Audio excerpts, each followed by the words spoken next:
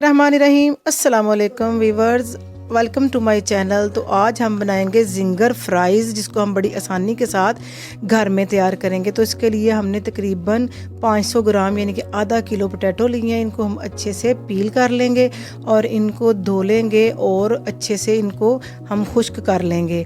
तो खुश्क करने के बाद हम इनकी कटिंग करेंगे। इनको फिंगर्स की शेप में हम कट करेंगे और ज़्यादा बारीक हमने कट नहीं करना, थोड़ा इनको मोटा रखेंगे तो फिर हमारी जिंगर फ्राइज़ अच्छे से बनेगी। तो इसको हम सब आलूओं को कट करके हमने एक बोल में डाल लिया है और इसके अंदर हम कुछ स्पाइसेस ऐड करेंगे।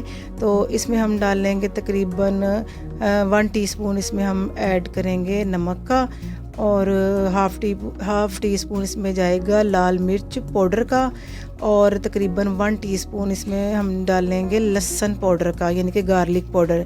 आप लहसुन पाउडर की बजाय फ्रेश लहसुन भी कूट के इसमें ऐड कर सकते हैं। तो इसको हम अच्छे से मिक्स कर लें ताकि मसाले जो हैं आलूओं के साथ अच्छे से इनका फ्लेवर आ जाए और ये मिक्स हो जाए।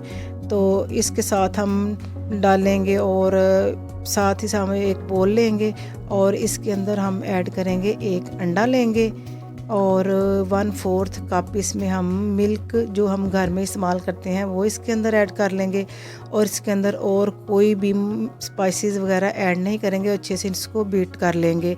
एक बड़े बोल में हम लेंगे तकरीबन 2 कप हमने मैदे के ऐड कर लेने हैं और अब इस बैटर में भी हम थोड़े से स्पाइसेस ऐड करेंगे। हाफ़ टी स्पून इसमें जाएगा सॉल्ट का और half tea spoon chilli crush का और हाफ़ टी स्पून इसमें जाएगा लहसुन पाउडर का। तो इनको आपस में अच्छे से कंबाइन कर लें तो बड़ा अच्छा फ्लेवर इसमें आएगा जिंगर फ्राइज़ में।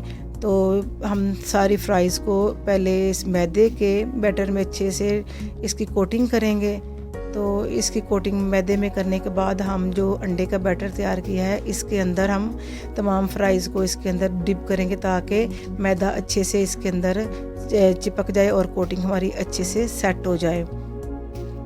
तो हमने तमाम फ्राइज़ को इसके अंदर चिपका लिया है बैटर के साथ और इनको निकाल के फिर हम दोबारा इसके अंदर डालेंगे मैदे के अंदर और इनकी अच्छे से दबा के कोटिंग करेंगे ताकि अच्छे से फ्राइज़ के ऊपर क्रम्स बन जाएं।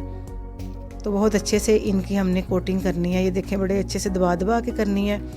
तो बड़ी अच्छी सी ये देखें इसके ऊपर क्रम्स बन गए हैं। तो अलहदा हमने ये देखो सारे बना के आलूओं को इसके अंदर क्रम्स लगा के बना के सारा हमने एक प्लेट में शिफ्ट कर लिया है और अब इनको फ्राई करेंगे। मीडियम आंच पे हमने ऑयल को गर्म करना रख दिया है और जब ये अच्छा सा गर्म हो जाए तो एक एक फ्राइज़ हम पकड़ के इसके अंदर डालते जाएंगे और तकरीबन 3 से 4 मिनट लगेंगे। ये देखें बड़ी अच्छी सी एक साइड हमारी जो है कुक हो गई। अगर हम इनको पहले से उलट पलट लेंगे तो ये फिर इसके क्रम्स जो हैं ये टूट जाएंगे। बड़े आराम से इनको हिलाना है और तकरीबन 3-4 मिनट दूसरी साइड पर हम करके गोल्डन ब्राउन होने के बाद इनको सारी निकाल लेंगे और फिर ये एक हमने सेट निकाल के फिर दूसरा भी हमने सारा फ्राई कर लिया। ये देखिए रेडी हो गई है।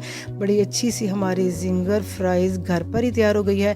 इसको केचप और इसके साथ मायोनीज़ के साथ सर्व करें और अगर आपको हमारी रेसिपी पसंद आए तो लाइक करें और चैनल को ज़रूर सब्सक्राइब करें। तो नई वीडियो के साथ फिर हाज़िर होंगे। तब तक के लिए अल्लाह हाफिज़।